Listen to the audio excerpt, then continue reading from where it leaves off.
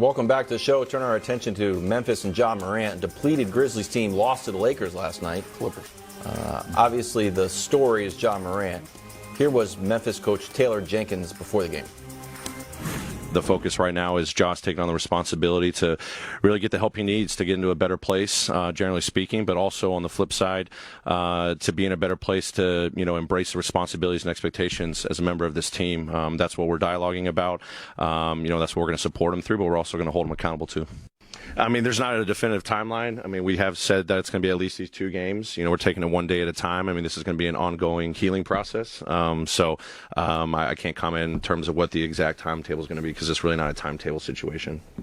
It felt like a little piece of news because when it first came out, we thought it was 2 games, right. And now he's saying there's no timetable. Yep. What's your reaction? All right, so to me, there's 2 lanes here. There's Ja the player and Ja the person. Ja the player, I hope he recognizes he has a real chance at making $1 billion playing basketball. Salary's about to be $60-65 million a year for the max guy. He already has a signature shoe, and I was thinking about this today. In a few years, could Ja Morant be the best American-born player in the league? I think so. Because Giannis, Luka, Jokic, Wembanyama, Embiid, they're all. And so the reason I mention that is there's a special marketing lane, even if he's not the best player, that he could fall into. So he's putting that at risk. But more importantly is the person part of it, and what he's doing is objectively dangerous. Right. And I'm not trying to have Brew a whole discussion on guns in America. I know it's a very polarizing topic. I'm not a gun guy. I respect people's rights, and I understand some people get upset. They're like, man, we're the most gun-loving country in the world, yet when a young black guy has a gun, people get a lot more. I understand that part of it.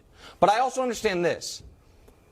When it comes to gun violence, Memphis is one of the most dangerous places in the world. Bloomberg just released the numbers. Memphis, number 3 in the entire country for gun homicides in America of any major city. We just saw young Dolph get killed in Memphis.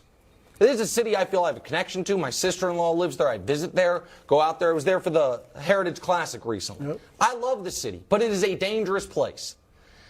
And even if Ja is just showing out for the gram or whatever, he is putting himself at risk. Real risk. And you'd be putting yourself at risk anywhere, but particularly in a city with that much violence and that many guns.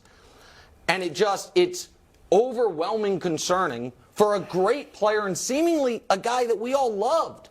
No, I agree with you. Here's what I'm going to say, because, our colleague Shannon Sharp has talked about Ja, stop trying to front like you lived that life when you didn't. You were raised by 2-parent household, good upbringing. I'm going to speak to T. Morant, his dad, and Adam Silver, all right, because I felt this way. I don't know Ja or T personally, but watching from afar, my feeling was this. And then I talked to some people that know the situation in the league, and they confirmed that I'm right. I feel like T. Morant did a great job raising Ja. But it looks to me like once Ja made the league, and now the millions of dollars are spewing in. And let's face it, Ja now is the breadwinner for the family. All right. And that T. Morant went from being the father and the authoritative father to one of Ja's boys. Like T. Morant is out there now kicking it, like living the NBA life with his son. And he has to get back to being the father and sit down with him and say, look, you are blowing everything we work for. Basketball-wise, Nike, endorsements, all of this stuff. And Adam Silver, Twine, I think, has to step in, too. Because David Stern, who was the commissioner when you played, he stepped in with Allen Iverson when Iverson wrote a gangster rap album, okay? Before he released it, he was like, no, you can't do this to the league. This is much worse. AI wasn't involved in nothing like this with guns. Adam Silver needs to call Ja in and talk to him about it. And I'll just add this, and I had a situation in my career, and I don't know if you guys remember, but I got robbed at gunpoint. Right. And, I remember that. And it was obviously a terrible situation. I put myself at blame a little bit, being outside too late, and put myself in that situation. But One thing that I did do, and I come from the inner city, and I got friends that love me and care about me and want me to, be great, but I allowed the police to do their job. Allowed the police to do their investigation, to do their work, to find the people that did it. They found them. I was able to go to court, testify, and the situation was over.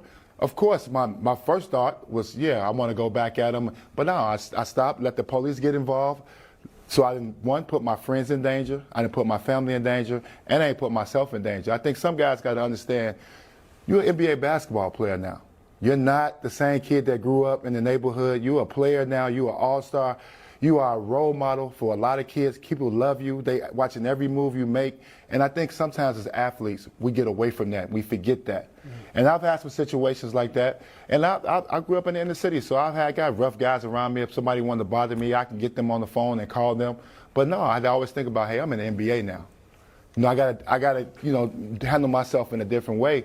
And I think that's the one thing that you're seeing with Ja, with a lot of the young guys. They think they gotta keep it real. Or I gotta be cool. But that ain't what's happening, because you're putting your family in, and obviously yourself. Right. This is a golden opportunity that he got right now to be, one of the greatest players to play this game. He's that talented. But when you start attaching that to it, what endorsement deals is he going to get?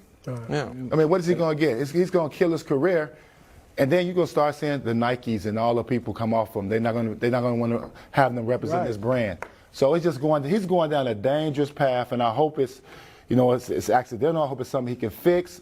I hope it's just people just getting at him and bothering him, and he can get away from it. But he's going down a dangerous road where he could kill a great career. He could be a Hall of Famer. Yeah. Bro, I had one big question out of this incident, and it is what took so long for the Grizzlies to do something. And here's Taylor Jenkins. This is a tough time for a young kid that's got to grow and get better. My hope is that he just gets better. And I think that feeling is legit, but this is not the first documented story. And maybe it was just a lot of smoke and no fire, but maybe it wasn't. Maybe there's been a few documented brush fires and other stuff that feels like people have referenced that's not necessarily in the newspaper. So to me, I was surprised that this situation came to a head. Now, optimistically, hopefully this wave has crested and we're on the other side of it. But were you surprised that it took so long for the Grizzlies to kind of step in? Yeah, I think they were hypnotized by his talent. They're the Memphis Grizzlies. They haven't won a championship. Yep. They're not used to they haven't even ever had a player of this caliber. I also think he was hypnotized by being untouchable, because this was not him playing around at the club and somebody sneaking a video. This was his IG live. Right. He made the decision, I'm going to put this out to the world, seemingly thinking, I can do whatever I want. Well, I can do whatever I want. And that's what happens when you get away with things time and time again.